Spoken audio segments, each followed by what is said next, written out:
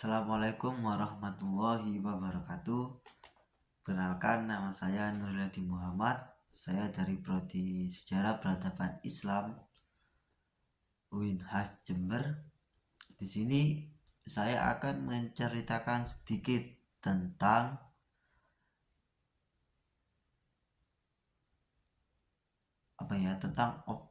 observasi saya mengenai pencarian sejarah lisan yang ada di kawasan Jember. Mungkin sejarah yang saya angkat tidak jauh berbeda dengan tradisi. Kemudian tentang peristiwa pada tahun 80-an, yaitu 1980. Oke, yang pertama saya akan menceritakan sedikit tentang cara saya mendapatkan sumber dari sejarah lisan. Yang pertama, sebelum itu sejarah lisan yang akan saya ceritakan terbagi menjadi dua sub pembahasan. Yang pertama, sejarah lisan yang mencakup tentang tradisi lisan. Yang kedua, sejarah lisan yang membahas tentang sejarah pada masa lalu. Kita beralih ke yang pertama dulu, tentang sejarah lisan yang mencakup tentang tradisi lisan. Mungkin di kalangan kita, yaitu mayoritas Islam di Nusantara atau yang terkenal dengan Islam Nusantara, mungkin tidak akan lupa dengan yang namanya Rebo Wekasan.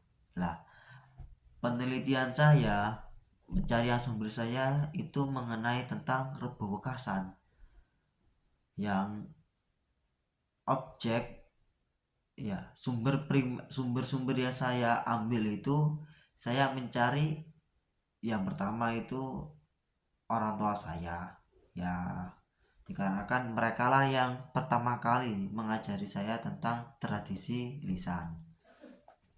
Kemudian yang kedua, saya akan mencari sumber dari orang-orang yang pernah melakukannya, yang menjadi titik acuan saya yaitu di masjid yang telah melakukan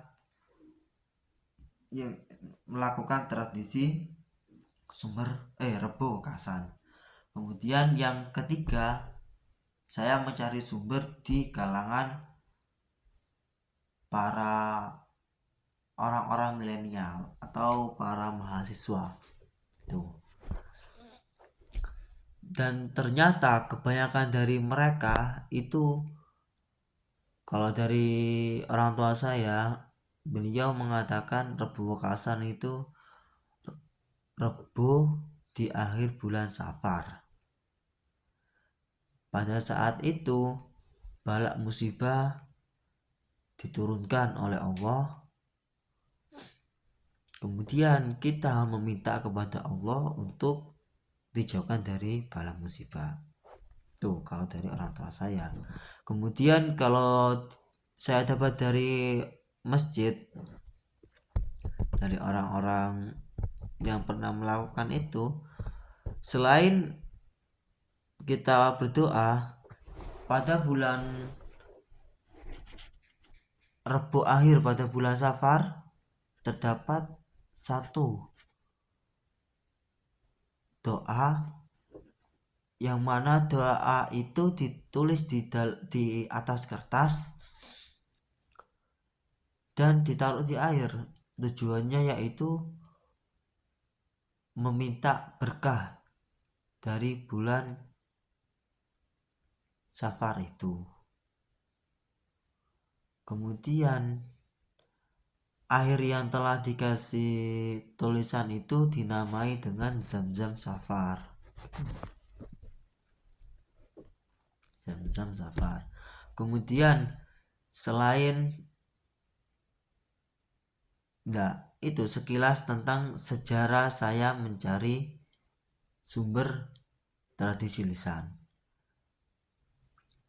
Kemudian di kalangan mahasiswa sendiri, Rebo Kasan itu menurut mereka hanyalah tradisi turun menurun yang diberikan oleh leluhur, dan ketika mereka melakukan tradisi itu, mereka hanya mengimani, mempercayai, seperti itu. Kemudian saya akan menceritakan lagi tentang sejarah saya untuk mendapatkan sejarah lisan. Perjalanan saya untuk mendapatkan sejarah lisan yang membahas tentang sejarah.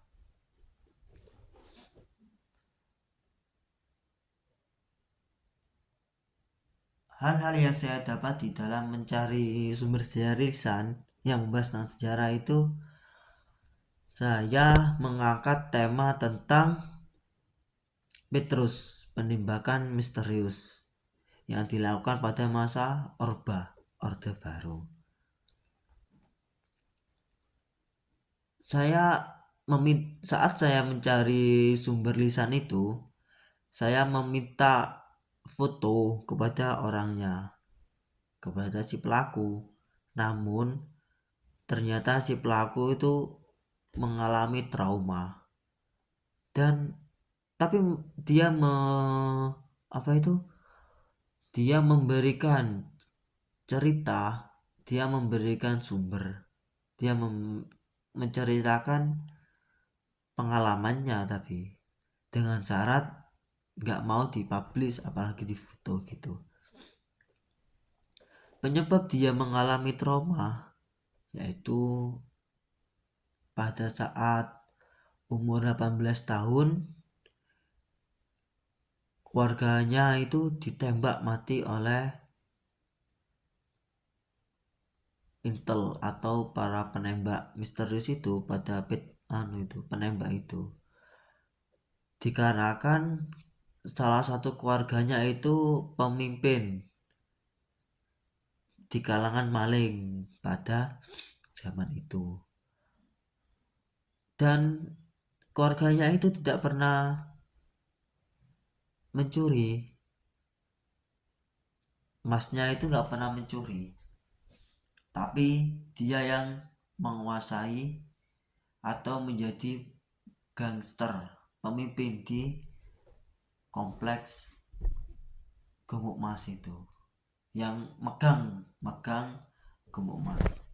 Ketika ada kemalingan atau pencurian, orang-orang itu larinya ke saudaranya yang saya wawancarai itu. Tapi dikarenakan ada kesalahpahaman, dan kebanyakan ketika pada masa Petrus itu, ketika ada penjahat atau sesuatu yang berhubungan dengan penjahat, dia akan ditembak mati. Pada waktu itu si korban itu sedang berjalan di Gumuk Mas di Jatisari. Namun ketika tengah malam terdengar suara tembakan, dor, itu kata si sumber ini.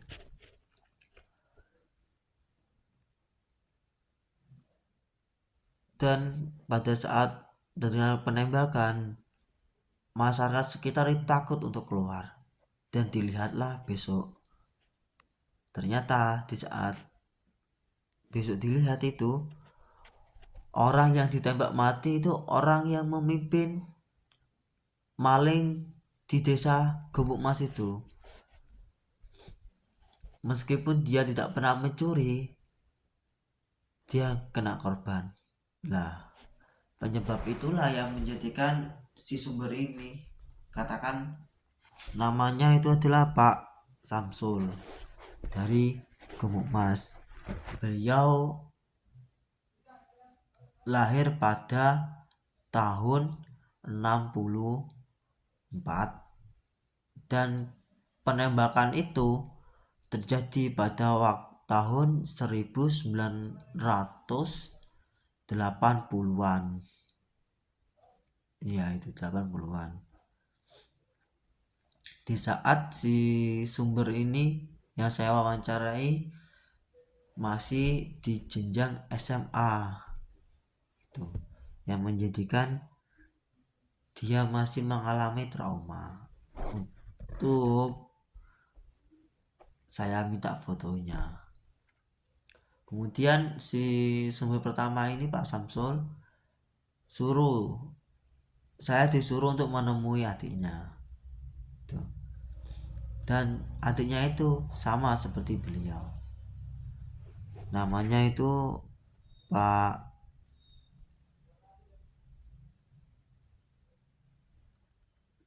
Nan. Dia itu domisilinya di Gomas namun mengikut istrinya. Jadi ganti penduduk di Umbul Sari. Ambulu tinggal di Ambulu sekarang. Kemudian sumber yang ketiga saya dapatkan di Panti di Desa Suci. Dia menceritakan sekilas tentang kekejaman pada masa Orde Baru itu, tentang otoriternya.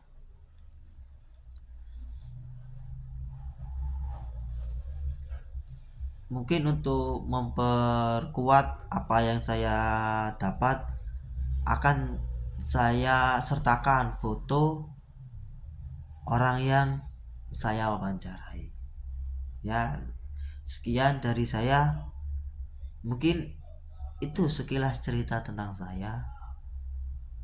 Saya mohon maaf dan pamit undur diri. Wassalamualaikum warahmatullahi wabarakatuh.